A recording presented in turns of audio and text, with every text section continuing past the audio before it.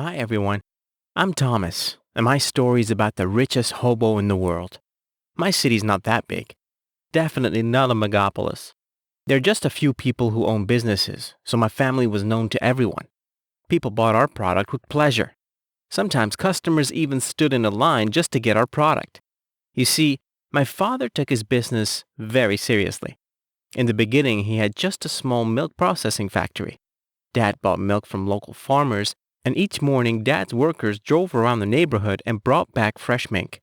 At first, the factory produced cheese and butter of excellent quality. Then we also started making baby food and yogurt. Everyone trusted our products. Families with children bought food produced at Dad's factory for their children at our factory. It was always considered safe. And all school cafeterias of the city used our butter. That was Dad's business. Mom had one too. She's got a sewing workshop, a place where local fashionistas ordered exclusive dresses. The orders were plentiful, so my mother had to hire a number of employees. Over time, she became a well-known businesswoman and commanded respect from local big shots. Things were picking up. Our family prospered. Over time, we opened a beauty salon, a body shop, several smaller shops, and our last acquisition was a car park for people to rent out. Cars became my passion. I loved to roam around the city at night. It felt so cool to drive at a frantic speed with wind howling in the open hatch. There were 3 of us, speed freaks, who gathered together each night and chased after each other. Dad sometimes scolded me for fast driving. In fact, he was proud of my driving skills. He was kind of a speed freak himself. Speed was his weakness. Each of us, family members, had a personal car. Usually we preferred to rely on hired drivers. Even my dad, who was a perfect driver himself, very rarely got behind the wheel. He said that his head was occupied with business thoughts. In such a condition, you can't focus on the road, and that is very dangerous. But that unfortunate day, Dad drove the car himself. He needed to get to a meeting in time. One of the drivers was ill, and the other was occupied with Mom. Time was running out, so Dad got behind the wheel of a sport car. It seemed that he thought too much about the meeting and got distracted from the road. Dad lost control of the car while he was crossing the bridge. The car broke through the rail and fell off the bridge at full speed. According to the eyewitnesses, Dad had 0 chances to survive. The river is quite deep there, and the current is fast. The rescuers could do nothing but throw up their hands. They were able to locate the car, but they didn't find my dad's body. Mom was willing to pay them any sum. The rescuers returned empty-handed time and time again. Our house was full of sadness. We missed the evenings when we gathered together around the table so much. Mom recalled our shared vacations with grief.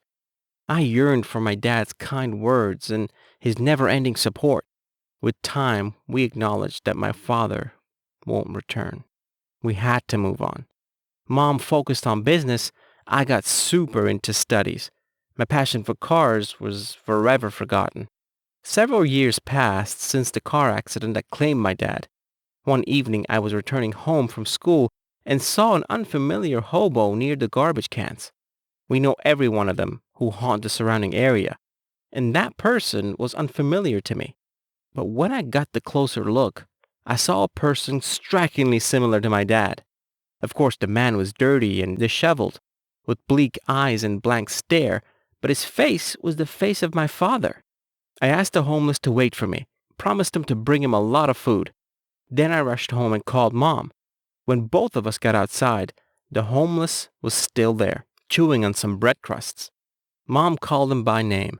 Her voice was trembling, but the hobo didn't recognize her. He was looking at us with no expression on his face, shifting from foot to foot, ready to run away. Mom approached the hobo, took his hand and rolled up his sleeve. You see, Dad had a large burn scar on the elbow, memory of a childhood prank gone wrong. Mom found the familiar scar. There was no doubt. The bum was really my father. That homeless man had several millions in his pocket and didn't even know about it. We brought him to our flat and got him into a bath, shaved him, and gave him clean, nice clothes. Now he looked like a carbon copy of my father. But he did not answer any questions. He either kept silent or smiled. We fed him and put him to bed. Falling asleep, I thought about how much I missed him and I imagined a bright future. In the morning, I woke up from my mom's cry. It turned out the dad disappeared again. And this time, he took all the money from the nightstand in the hallway. We spent the whole day looking for him. We checked all the places where homeless people gathered, but to no avail. Next time, I met him only in 3 months. I encountered the hobo at the station. Apparently, he just got off some train and he was waiting for the next one.